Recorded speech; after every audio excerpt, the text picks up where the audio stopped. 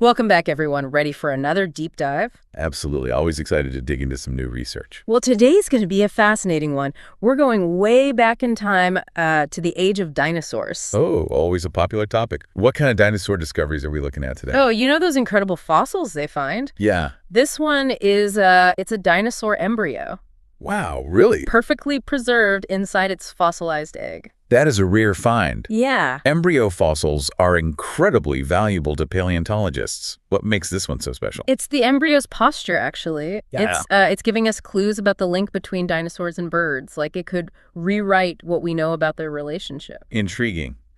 I'm already hooked. Tell me more. Where was this fossil found? Let's see. The article mentions the Late Cretaceous Heku Formation. In southern China. That's right. The Heku Formation is known for its incredible fossil diversity from Late Cretaceous. Finding a nearly complete, articulated dinosaur embryo like that is, well, it's like hitting the paleontological jackpot. Seriously. I mean, it's not every day you get to see how a dinosaur was actually positioned inside its egg. I'm already picturing this tiny dino curled up, waiting to hatch. It really does capture the imagination, doesn't it? But hold on. Before we get too carried away with the cuteness factor, we should probably clarify what type of dinosaur we're dealing with. Oh, right. Good point. It wasn't a baby T-Rex or anything like that, was it? Not quite. This little guy belonged to a group of dinosaurs called Oviraptorids. Oviraptorids. Okay, gotta admit, that name doesn't ring a bell. They're theropod dinosaurs, which puts them in the same lineage as a mighty Tyrannosaurus rex. Oh, wow. So related to T-Rex. But I'm guessing they weren't quite as imposing. Definitely not. Huh. Oviraptorids had a distinct bird-like appearance. In fact, they were already on the evolutionary path towards birds as we know them. So we're talking feathers. You got it. Feathers, toothless beaks, and a more avian appearance overall, quite different from their fearsome T-Rex cousins.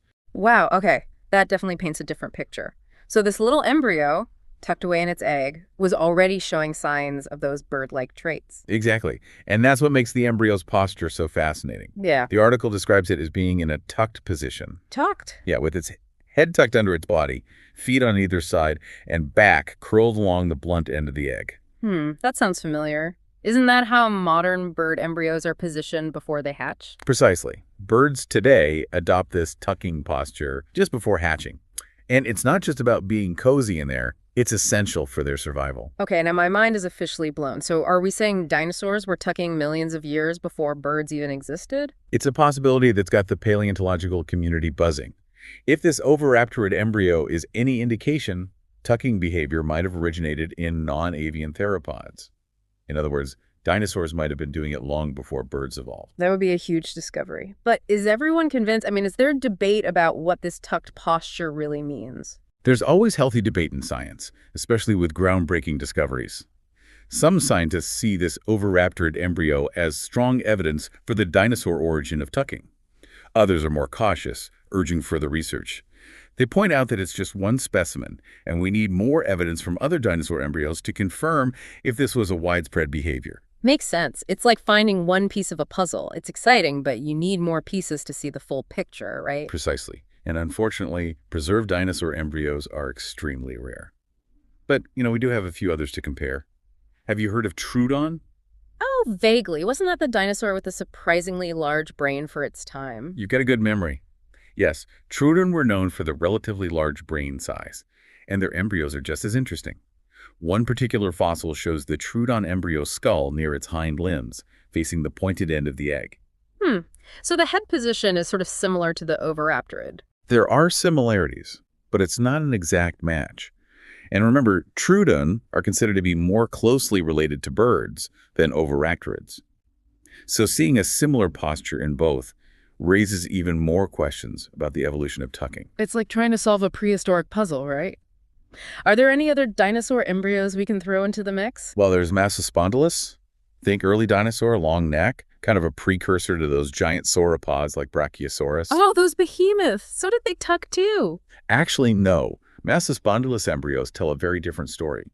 Their eggs were more rounded, unlike the elongated eggs of Oviraptorids and Troodon, and the embryos were positioned quite differently, with the skull near the top of the egg and the neck curving upwards. So almost the opposite of this tucked posture we've been talking about. Exactly. And that's why comparing different dinosaur embryos is so important. It shows us there wasn't just one way for dinosaurs to develop inside their eggs. There was diversity in their reproductive strategies and developmental patterns, just like we see in animals today. That makes a lot of sense. So while this Oviraptorid embryo discovery is incredibly exciting, it's important to keep the bigger picture in mind. Absolutely. Each fossil we find is a valuable clue, but it takes many clues to unravel the mysteries of dinosaur evolution. So even if this one embryo doesn't definitively prove dinosaurs tucked, it's definitely opened up a whole new line of inquiry. Couldn't agree more. It highlights how much we still have to learn about these incredible creatures and their prehistoric world. Makes you wonder what other seemingly bird-like behaviors might have originated in their dinosaur ancestors. That's a question worth exploring. And speaking of exploring, I think it's time we delve into that next research paper you found. It goes deeper into the mechanics of tucking in birds. Oh yeah, we need to understand why tucking matters so much for birds, and then we can circle back to those evolutionary implications for dinosaurs. This is where it gets really interesting. So for a baby bird to successfully hatch, it needs to be in just the right position to break out of that shell. Right, with that little egg tooth. Exactly. It's this tiny tool they have just for hatching. And the tucking posture we talked about, that's what helps align the chick perfectly to use it. So it tucks its head under its wing and brings its feet close to its body. Precisely. That way it could push against the shell with that egg tooth and break free. So it's more than just getting comfy in there. It's like a matter of survival. It is a critical stage. Any deviation from that tucking posture can seriously reduce the chances of hatching successfully. Wow, okay. That makes the Oviraptorid embryo even more mind-blowing. If dinosaurs were tucking too, does that mean they also had these egg teeth? That's a great question, and the answer is yes. At least some dinosaurs had them. We've actually found fossilized evidence of egg teeth in a variety of dinosaur groups, including theropods like our Oviraptorid. Oh, wow. So this one discovery is really like opening up all these new lines of research. It really is. Yeah. And it just highlights how much we can learn from studying the connections between dinosaurs and birds. So going back to this idea of tucking being a legacy behavior, if dinosaurs and birds were both doing it, what does that tell us about the evolutionary connection between them? Well, it suggests that tucking is an ancient behavior, potentially dating back to their common ancestor.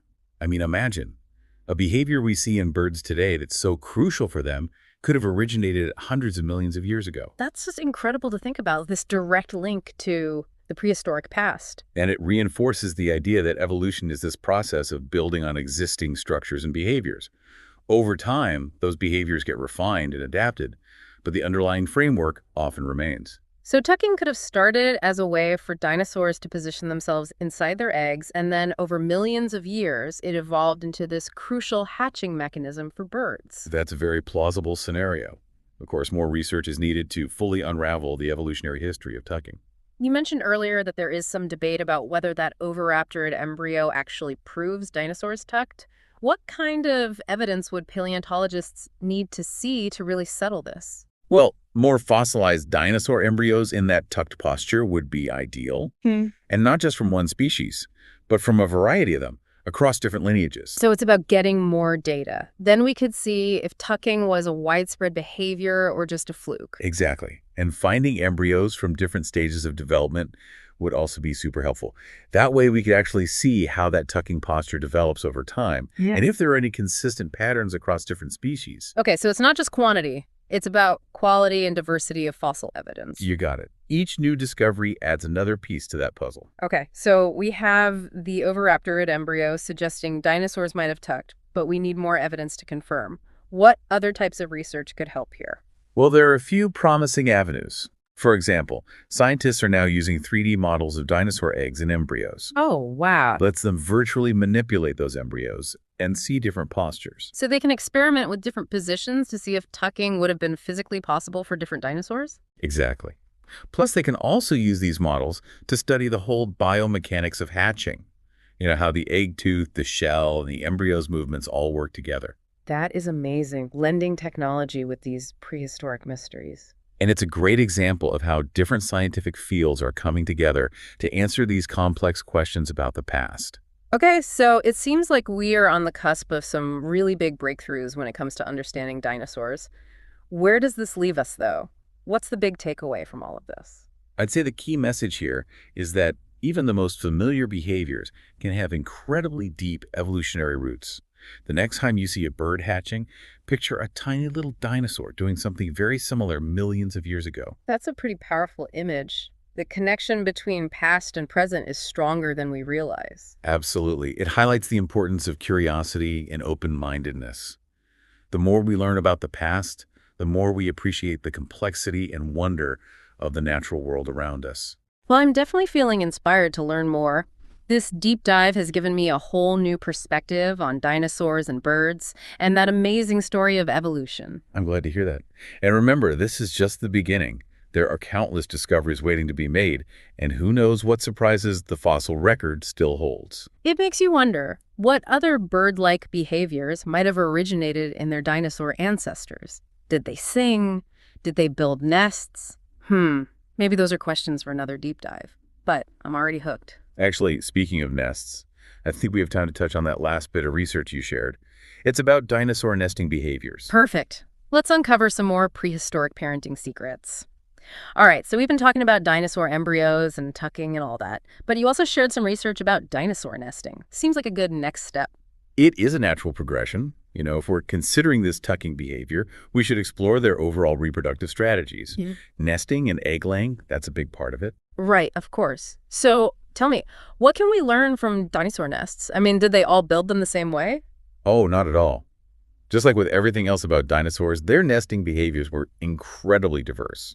We found all sorts of fossilized evidence, everything from simple scrapes in the ground to elaborate mounds built with vegetation. Wow, really? So some dinosaurs were quite the nest builders. Which ones were the most impressive? Some of the most elaborate nests we've found belong to the hadrosaurs. Hadrosaurs. Yeah, you might know them as the duck-billed dinosaurs. Oh, right.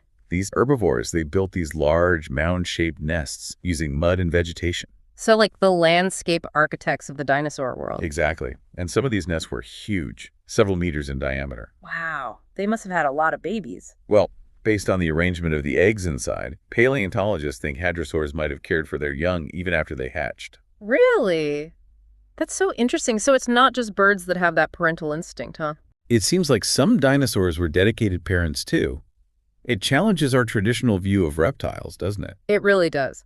Okay, so we've got elaborate mound nests from the hadrosaurs. What other nesting styles did they find? Well, on the other end of the spectrum, we have the theropods. Remember, that's the group with T-Rex and our Oviraptorid. Right. Many of them seem to have preferred a simpler approach. Just shallow depressions in the ground to hold their eggs. Ah, so less about construction and more about finding the right spot. Exactly. But even within the theropods, there's variation. Some arrange their eggs in a circular pattern, others in a more linear arrangement. I can picture those paleontologists carefully excavating these nests. It's like detective work, trying to figure out how those dinosaurs laid their eggs and raised their young. It is a lot like detective work. And by studying the arrangement of those eggs, the structure of the nest, any other fossils nearby, they can actually learn a lot about dinosaur behavior and reproductive strategies. So bringing this back to the tucked Oviraptorid embryo, how does nesting behavior play into all of this? Well, it provides context. Understanding how Oviraptorids nested can help us interpret that tucked posture. For example, if they were creating shallow nests in the ground, the tucked posture might have been really advantageous for hatching. Ah, okay. So if the eggs were laid in a shallow nest, being tucked in would help the embryo get in the right position to break out without disturbing the other eggs. Precisely.